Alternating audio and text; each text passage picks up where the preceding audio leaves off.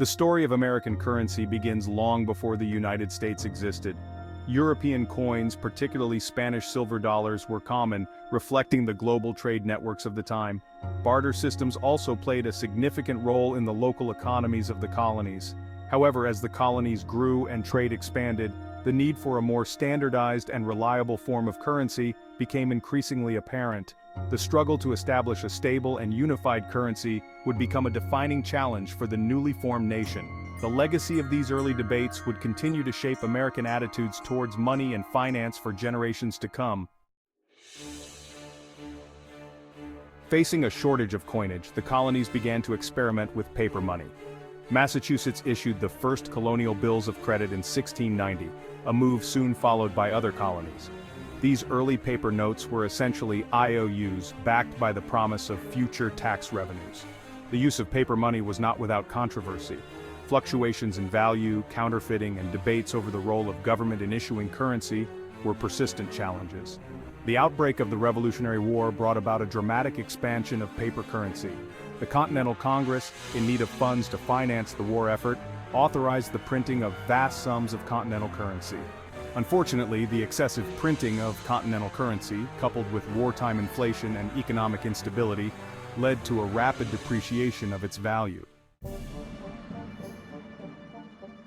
Following the Revolutionary War, the newly established United States faced the daunting task of creating a stable and unified monetary system.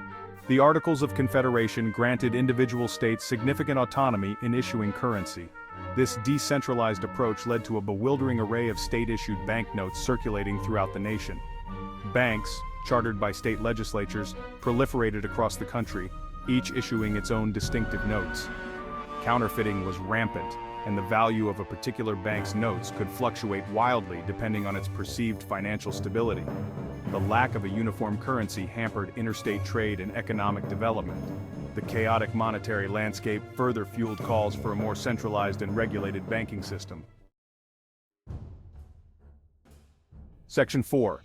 The birth of a national currency, establishing a unified monetary system. In 1791, Alexander Hamilton's vision for a national bank became a reality with the chartering of the first Bank of the United States. The bank, headquartered in Philadelphia, was granted the power to issue banknotes, regulate state banks, and manage government funds. The introduction of a national currency marked a significant step towards unifying the nation's monetary system. The first bank's banknotes, backed by the full faith and credit of the United States government, quickly gained acceptance throughout the country. However, the bank's existence was short-lived. Opposition to the bank's centralized power led to its demise in 1811 when its charter was not renewed. The War of 1812 further exposed the weaknesses of the nation's fragmented banking system. Section 5. From greenbacks to gold certificates, navigating economic challenges. The Civil War brought about profound changes to the American financial system, including the introduction of the first truly national paper currency. In 1861, facing a severe financial crisis, the Union government authorized the issuance of demand treasury notes, commonly known as greenbacks. These notes, printed in denominations ranging from $5 to $1,000, were declared legal tender for all debts, public and private. Unlike previous banknotes issued by state banks, greenbacks were not backed by gold or silver reserves. This departure from traditional banking practices was a radical move, but it proved essential in financing the Union war effort. Despite the controversy, greenbacks remained in circulation after the Civil War, becoming a permanent fixture of the American monetary system. Their introduction marked a turning point in the evolution of U.S. currency, establishing the federal government's authority to issue fiat money. Section 6. The modern era of U.S. currency security, symbolism, and the enduring power of the dollar. The late 19th and early 20th centuries witnessed significant changes in the design and security features of U.S. currency.